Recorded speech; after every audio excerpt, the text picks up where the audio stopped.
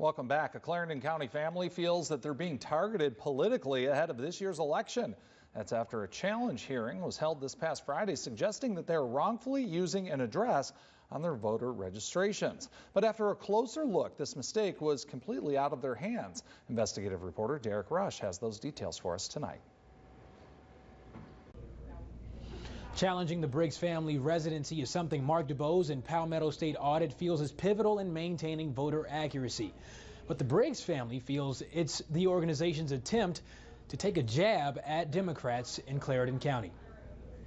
Keeping a record, it's something Clarendon County resident Felicia Briggs says she's glad she did. This is a black and white double wide, I would say 1236. So this is what we pay property taxes on for the past 25 years. And the address she, her daughter Nakia Briggs, and the rest of their family have listed on their voter registrations, that's up until now. It was embarrassing, actually, when you going to work, people coming up to you saying, oh, what happened? What going on? What y'all did? Like we did something wrong. That's because Briggs said word traveled that local Republican-owned watchdog organization Palmetto State Audit, LLC, challenged Briggs and 8 other of her family members' voter registration status in an election hearing last Friday, alleging they were registered at the wrong address on their family-owned property. It's kind of confusing because I didn't know.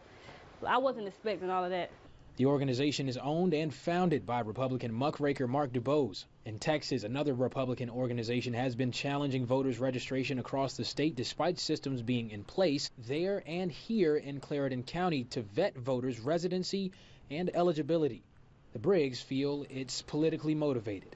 Ever since I was 18, I voted Democrat. And my only question is to the defendants, if we were Republican, would y'all have done this to them?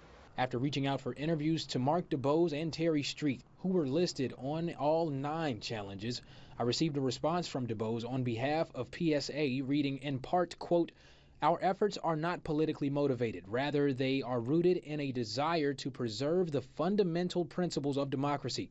We have submitted challenges based on concrete evidence and thorough investigations." After Friday's hearing, all 9 challenges were thrown out by the elections office, but the family does have to correct their address. The voters, nor the voter registration was at fault. They had no idea that their address should have been 2064. Clarendon County Voters Registration and Elections says after review, addresses for a vacant lot and the Briggs residents were improperly registered by the E911, who issues home addresses in the county. New information on their home now leaving a family and their home unsettled.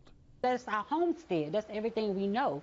And the address they're saying that we're supposed to have is not on this map. So I don't know how they vote to say that we should change our address, but I don't feel that is right. Clarendon County Elections Director Christine Harvin says that PSA has submitted questions or challenges similar to these for years now, even submitting 3 more after the hearing last Friday, despite the office having its own system to vet voters' residency. Now, DuBose said PSA will continue to submit these challenges, saying, quote, they want to ensure fair representation and, quote, prevent electoral fraud. We'll send it back to you.